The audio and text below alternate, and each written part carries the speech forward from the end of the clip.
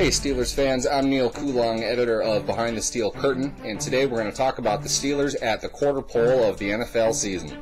Steelers aren't exactly at the quarter pole just yet, being that they've only played 3 games and had a bye in week 4, but it's the NFL schedule that we're going with, so we're going to talk about the Steelers' offensive MVP in that time, who is without question quarterback Ben Roethlisberger. Roethlisberger has a passer rating of 145.8 on third downs alone through the first 3 games the Steelers have played, has a 109 passer rating overall, and has completed 68.3% of his passes while throwing 8 touchdowns and 1 interception. Roethlisberger is playing without question the best football of his career through 3 games, and it's obvious that the offense is going to live and die through his ability to complete passes the way that he's been doing. Probably be a lot worse than 1 and 2 if Roethlisberger wasn't playing the way that he was, and fortunately for them, he's healthy as he can be, and he's still making throws. On the defensive side of the ball, the MVP through 3 games is free safety Ryan Clark. Clark was not in the lineup in week 1 at Denver, and the Broncos were able to move the ball up and down the field pretty much at will, especially in the second half. Clark came back against the Jets in week 2 with authority, notching 8 overall tackles, 2 of them for losses, a pass defensed, and 1 huge hit on former Steelers wide receiver Santonio Holmes. The difference in the secondary from week 1 to week 2 was astonishing when you had Ryan Clark back there, especially considering Troy Polamalu did not play in week 2 or week 3. The pass defense the Steelers have had up to this point is probably not standard, or at least the standard that Mike Tomlin would want. But with Ryan Clark back there, at least they're communicating, they're staying on the same page, and with Troy Polamalu possibly active for Sunday's Week 5 game against Philadelphia, it could be a breakout defensive game for the Pittsburgh Steelers. Moving on to the Steelers rookies. Is there an MVP? I'm not even sure if there is. First-round pick David DeCastro will be out until at least mid-season with the knee injury that he suffered in the preseason. Mike Adams has barely seen the field except for an injury replacement stint for Marcus Gilbert in week 1. Third-round pick Sean Spence is out for the season with a knee injury. Fourth-round pick Alameda Teamu has barely seen the field, if at all. Fifth-round pick Chris Rainey might make an argument, but his 10 touches and 42 yards isn't exactly inspiring to this point.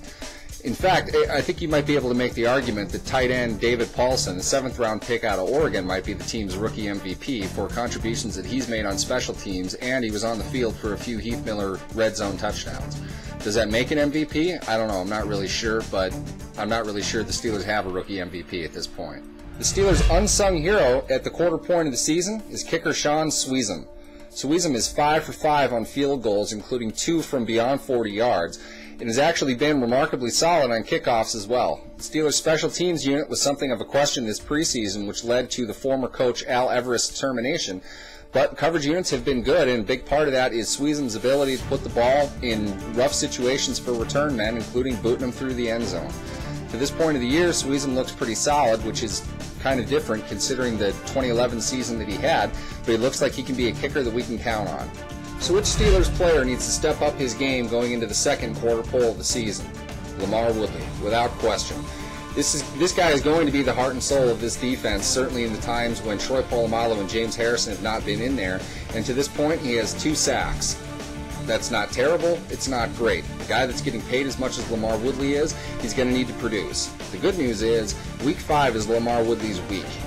In Week 5 games of the Steelers over the last 3 seasons, Woodley has 5 sacks, never notching less than 1.5 in any of those.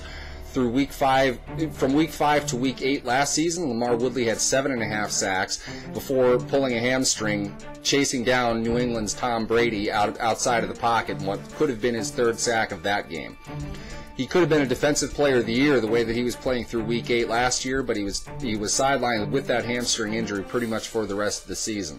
He isn't producing right now. He certainly has the ability to do that, and if the Steelers' defense is going to get out of the funk that they're in, they're going to need a pass rush, and that pass rush is going to have to be led by LaMarr Woodley. That'll wrap things up for us here today. This was the Steelers' first quarter report. I'm Neal Coolong, editor of Behind the Steel Curtain, and remember to check out youtube.com/SBNation for more great videos about the Steelers and about the rest of the NFL.